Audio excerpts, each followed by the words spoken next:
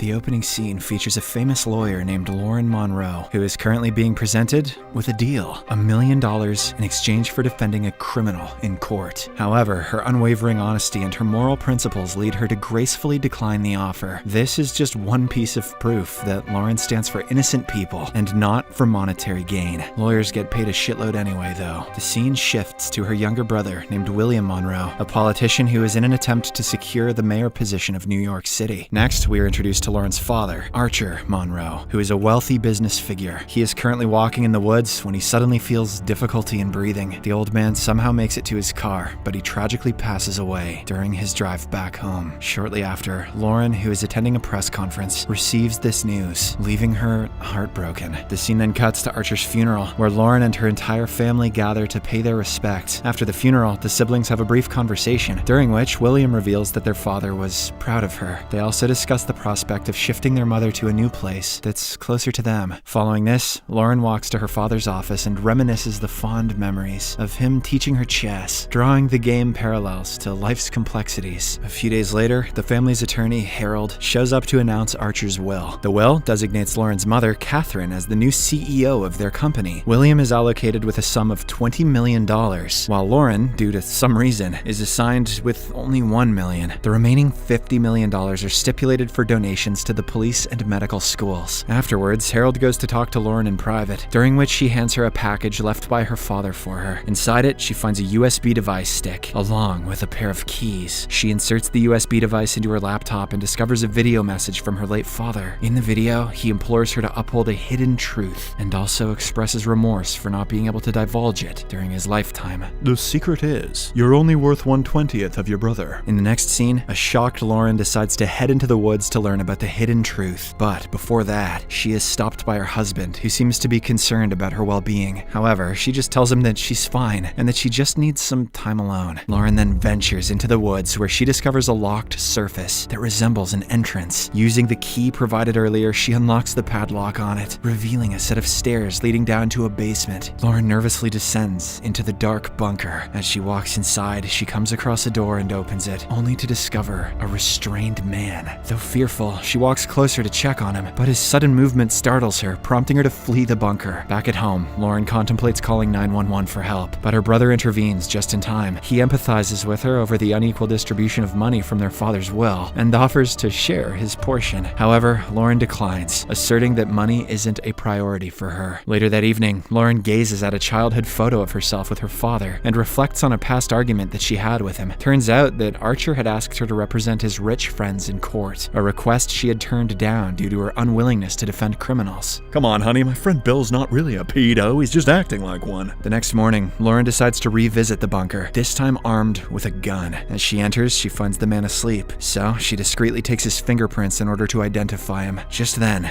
the man opens his eyes, prompting her to retreat in haste. She returns after a while with a face mask and asks his name. Surprisingly, the man knows every detail about Lauren and her family, including her birthday, her brother's name, and even her marriage against her father's wishes. Convinced by his familiarity, Lauren takes off her mask and queries him again. Instead of answering, the man questions whether she is a good person. Upon her affirmation, he urges her to release him, because that is what a good person would do. Lauren, however, remains skeptical, suspecting that he must have committed a grave offense to warrant his imprisonment. She tries to understand the situation, but the man firstly demands for a luxurious meal, including potatoes, steak, Caesar salad, chocolates, Goldwater cigarettes, and a bottle of scotch, alongside the request for a shave. Lauren threatens to leave him confined for a lifetime, but he knows that her conscience won't allow her to do so. Knowing that he has the upper hand, she decides to meet his demands and gives him a razor before departing. Upon returning home, Lauren scans the fingerprints and sends them to her family friend, Detective Emilio Sanchez, asking him to run a check on it as soon as possible. After this, she purchases all the items the man had demanded and returns back to the bunker. Since the man is provided with such delicious food after many years of confinement, he digs it all up with tears of joy. Lauren offers him a chocolate bar, which makes him even more emotional. The man recounts how her father would offer him a square piece of chocolate once a year, while leaving the rest untouched on the shelf to taunt him. After devouring all the food, he finally reveals himself as Morgan Warner. He also grabs her hand, and then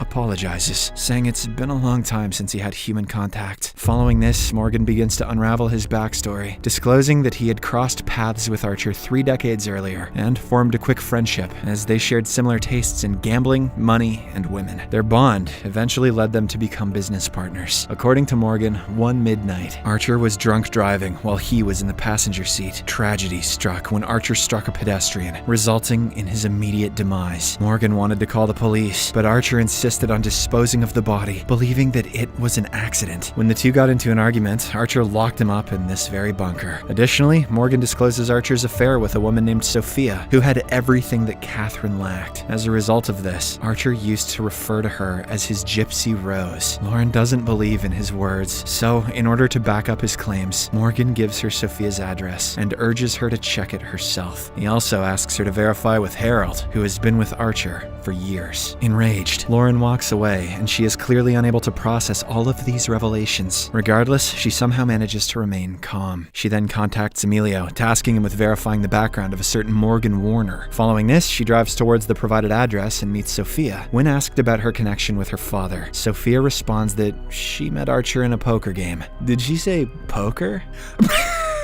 As the two continue chatting, Lauren notices a photograph of a young boy, prompting her to ask about him. In response, Sophia reveals a startling truth. The boy is her son, Alex, who also happens to be Lauren's half-brother. Overwhelmed by all of this, Lauren leaves with tears in her eyes. Later on, she visits Harold's office and unleashes her fury on him for hiding such a big secret from the family. In response, Harold says that it's his responsibility to maintain confidentiality. Lauren then asks about any additional hidden information, to which he says that there's nothing else that could harm her. He also claims that he'll still keep the rest of the information hidden, suggesting that she move on. Subsequently, Lauren goes to her mother and inquires if she's familiar with Morgan Warner. However, the name doesn't trigger anything as she has no idea. Then, William enters, appearing to be stressed. When questioned, he says that he is losing votes, despite doing everything he can. William then urges Lauren to join the campaign rally due to her reputation for honesty, to which she hesitantly agrees. On the same night, Lauren again goes to the bunker, aiming to uncover more insights. She asks about the whereabouts of the pedestrian's body that her father had buried. Responding to this, Morgan proposes a deal. He'll take her there, only if she'll grant him freedom thereafter. Although reluctant at first, Lauren agrees, and they venture outside. Morgan's emotions surge as he steps out of the bunker after such an extended period. He cannot believe that he has finally managed to get out. In the next scene, Lauren follows Morgan's directions and drives towards the woods. After a while, they come across the burial site, and she immediately starts digging. Her fears are soon confirmed when she unearths a human skull, validating Morgan's claims. Overwhelmed, Lauren reburies the remains and returns him to the bunker. She then orders him to don his metal collar again, but he begs her not to betray him. Citing her identity as an honest lawyer, he tells her not to replicate her father's cruelty. Morgan also voices his own suffering, recounting that he was unable to attend his mother's funeral due to his confinement. He begs her to let him spend his remaining years in peace, vowing to disappear from their lives without causing any harm. But despite his heartfelt explanation, Lauren, who isn't sure about anything anymore, apologizes and departs. Afterwards, she calls the detective to ask if he got any information regarding Morgan Warner, but the latter says that it might take a few more days. I can't believe this guy's not suspicious. The following day, Lauren visits her brother's office, seeking guidance and pretending that it's for her court case. She presents a hypothetical scenario, asking what he would do to someone who possesses all the secrets and also poses a threat. In response, William offers two options: disposing of the person's body in a river, or paying the threat to disappear forever. This guy was born to be a mayor. After careful consideration, Lauren heads back to the bunker with a bag and makes Morgan promise that he'll vanish forever. Once he does, she instructs him to prepare for his departure, assuring that he'll be freed that night. Following this, Lauren approaches Harold, asking him to arrange $1 million and a private jet for the person her father had wronged. Despite Harold's inquiry into the motive, she opts not to disclose it. Later, as Morgan readies to leave, Lauren asks him if her father had mentioned anything about her. He reveals that Archer was very proud of his daughter, but he didn't like the fact that she opposed his friends. At this point, Morgan reveals another secret. Her brother, William, has been bribing the union representatives. Enraged, Lauren immediately heads to her brother's office and confronts him. In response, the latter admits that it is important to bribe for advancing in rank. He asserts that even their father had resorted to bribery in order to secure her position as a district attorney. Hearing all this, an enraged Lauren slaps his ass and walks away, warning him not not to deceive her again. In the next scene, Morgan finally leaves the bunker, taking a chess piece as a memento. As he steps outside, he inhales the fresh air and experiences a sense of liberation. Lauren then escorts him to the private jet, where Harold provides him with new identification cards and briefs him on his account funds. As Harold and Morgan board the jet, Lauren drives back to the bunker to clean the place. During this time, she discovers a bottle of poison beneath the bed. However, she doesn't react, deeming that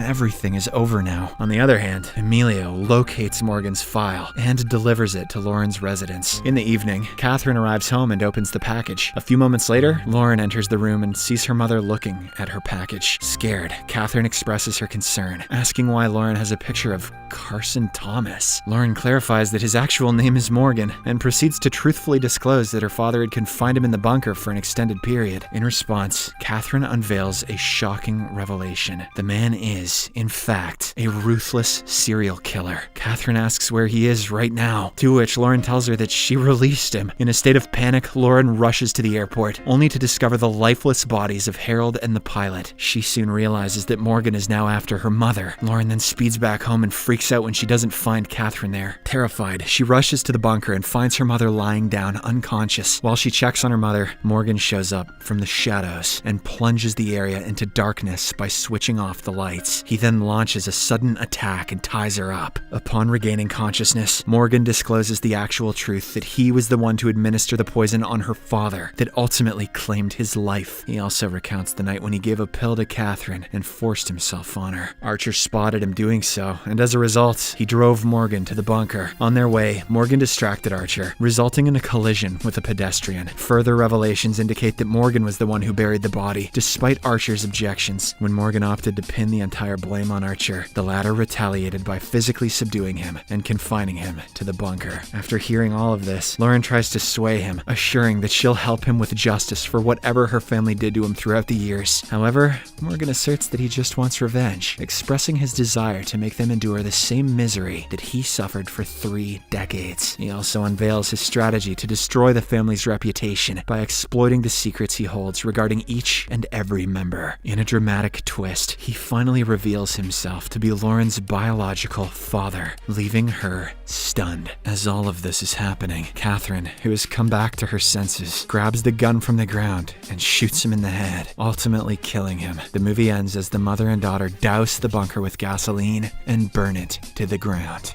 Subscribe for more videos like this, turn on notifications, and leave a like to help the channel out. Thank you for watching.